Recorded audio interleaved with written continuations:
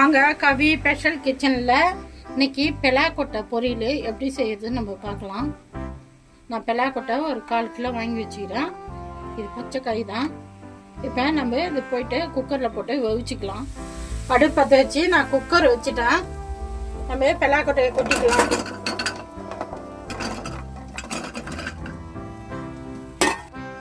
பெலாக்கொட்டை முழுகிற அளவுக்கு தண்ணி ஊற்றிக்கலாம்.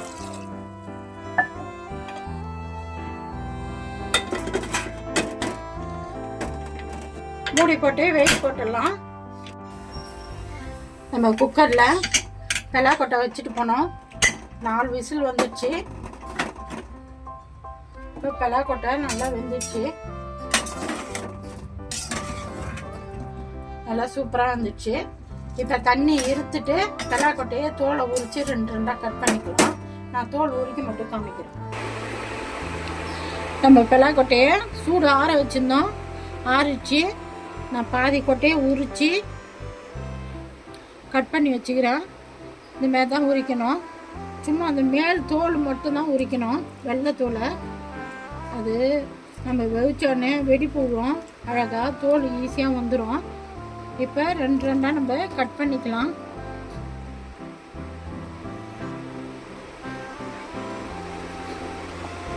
நான் எல்லா கொட்டையும் உரித்து கட் பண்ணி வச்சுக்கிறேன்.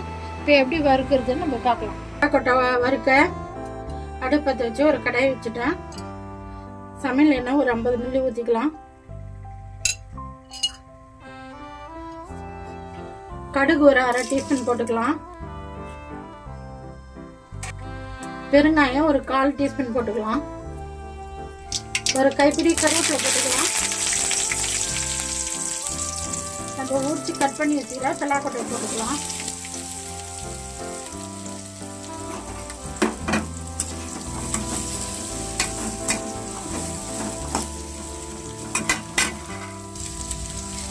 இதுக்கு தேவையான அளவு உப்பு போட்டுக்கலாம். தேவையான அளவு மிளகாய்த்தூள் போட்டுக்கலாம்.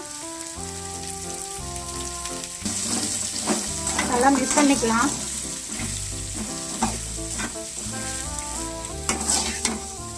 ரெடி ஆகி போச்சு. நம்ம அரைக்கலாம். இப்போ கவி ஸ்பெஷல் கிச்சனில் இன்னைக்கு பெலாக்கொட்டை பொரியல் எப்படி செய்யறதுன்னு நம்ம பார்த்தோம்.